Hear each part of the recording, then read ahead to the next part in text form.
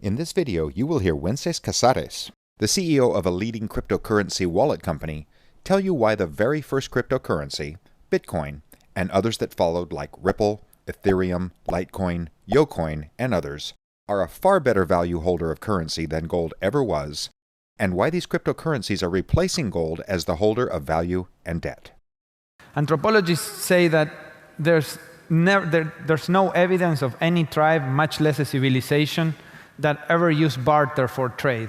And that should be quite counterintuitive to most of us, because we are taught in school that we first bartered, and then we invented money because bartering was too hard. Well, that's not true. That never happened.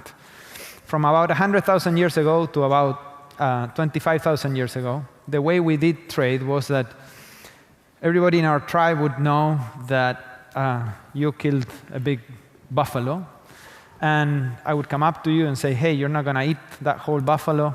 Can I have a little bit of meat? And you would decide whether you want to give me some meat or not.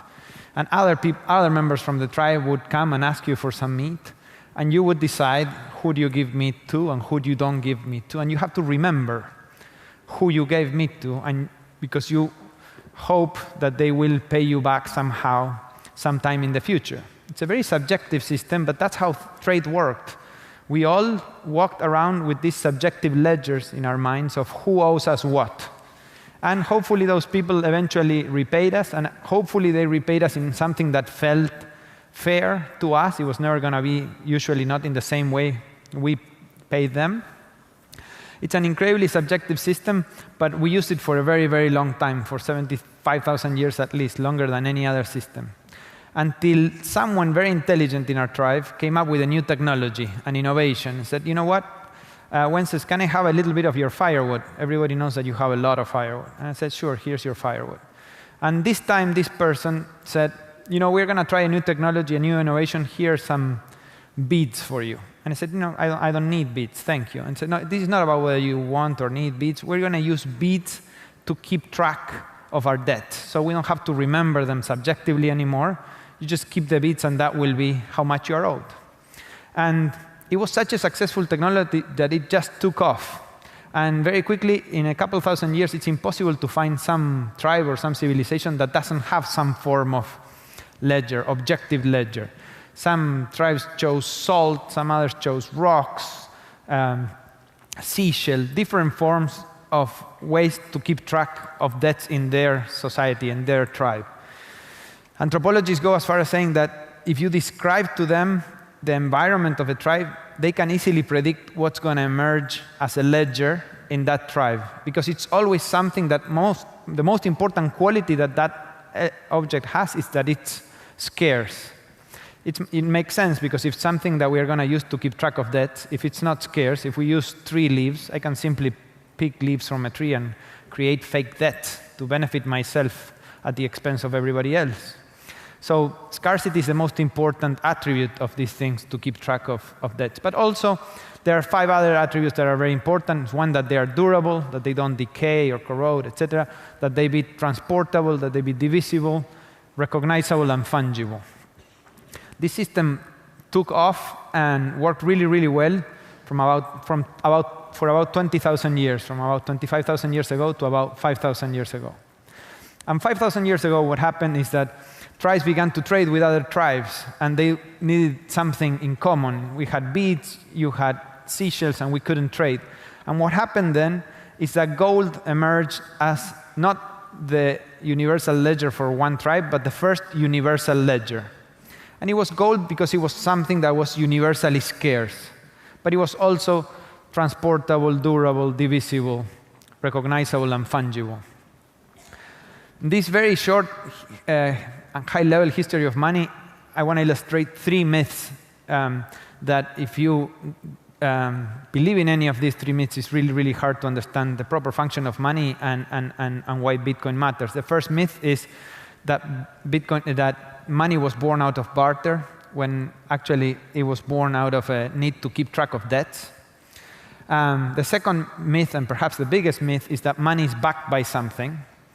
And when actually money has never been and will never be backed by anything, it's just a ledger. And people say, well, but the dollar used to be backed by something. Right now, it's not backed by anything, but it used to be backed by gold. But in truth, that implies that gold is backed by something or has some intrinsic value. And the truth is, gold does not have any intrinsic value beyond being a great ledger, beyond being very scarce. We use it for jewelry because it's very scarce, because it represents wealth and power, but not because it's pretty. And this is a very common misunderstanding about money, that it's just a ledger, it's not backed by anything. And the final one is that money exists because it's created by government and because it's sponsored by government. And the truth is that money has been around for a lot longer than governments have been around, and it will be around as long as there are social interactions around. It fulfills a very basic social need. From where we are standing today, it's hard to understand the importance of gold, because right now the universal ledger is not gold, it's the US dollar. And before that, for about 500 years, we have had these reserve currencies. First the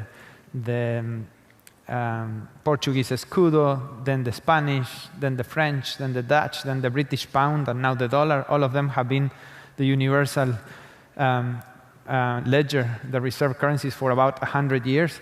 But none of them have been anywhere near as good as keeping value as gold has. You know, if you had $100 in the 1800s and you saved it as $100, it was quite a lot of money. It may be more than a person's yearly income back then, and today you would have just $100.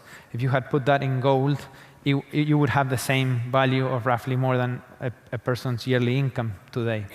And we know of nothing else that is so good at keeping value other than gold. It's quite incredible that the best ledger we have ever found is such a primitive thing that takes billions of dollars to dig it out of the ground, and then we lock it in vaults underground again. It's incredible that with all the technology that we have today, that's the only one ledger that we can all use where we are not trusting a person, we're not trusting a bank or a company or a government, we're just trusting that it's something really scarce.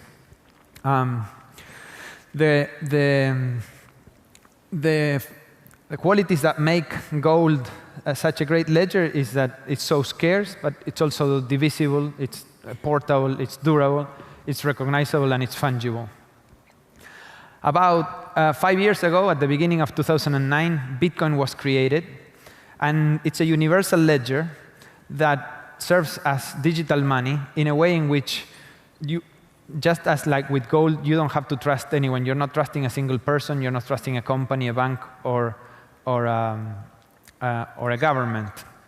And when you compare Bitcoin to gold, it's incredibly superior in each one of these aspects.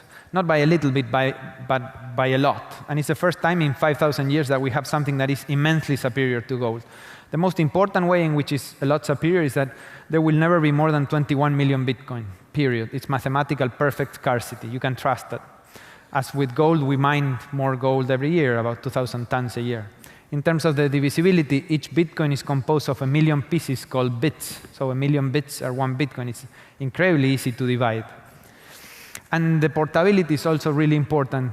Up until now, if I want to do a transaction with any of you, with $1 or a gold coin, in this room it's very easy. I can walk up to you, and if I voluntarily want to give you $1, you take it, and the transaction's done. And we've done a transaction between the two of us without any third party.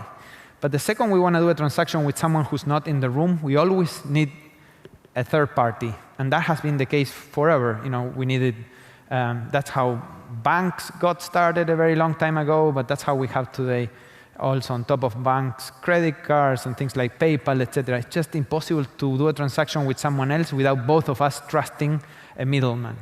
What's remarkable about Bitcoin is that it allows us to do a transaction with anyone else in the planet in real time and for free without any third party and without any added trust. You can do a transaction with someone you don't know anywhere in the planet in real time and for free. Think about that for a second. We can call right now someone in Jakarta, Indonesia, and put them in that big screen on Skype for free. We can see them, we can hear them, they can hear us, they can see us. And after we hang up, we want to send them 1 cent, which should be a lot easier, because that what just happened is quite magic in terms of all the technology that had to be available for us to see them. But when we want to send them 1 cent, it's just not possible. The few ways there are for us to send 1 cent to someone in Indonesia will cost at least 50 cents, will take at least 3 days, but more often it will take like $50 or more than a week to get there. It's just impossible to move that kind of money. And with Bitcoin, you can move a cent or $1 million and just as quickly and just as cheaply. It's the first time in 5,000 years that we have something immensely superior to the best form of money we had seen until now. The 3 functions of money, when money works well, it's a way of saving, it's a way of paying, and it's a way of pricing. Right now, I happen to believe that these are the ways in which Bitcoin is going to develop. Most people who have Bitcoin today are using it as a way of saving. They are not using it for payment so much, because there's only about 7 million people who own Bitcoin, so there's not very many people you can transact with, but most of those people are owning Bitcoin because they believe in Bitcoin and they want to save in it. And I think the good thing about the saving function of Bitcoin is that if you want to buy some Bitcoin, you don't need to ask anybody's permission. No one needs to accept it. You just buy some Bitcoin and hold them.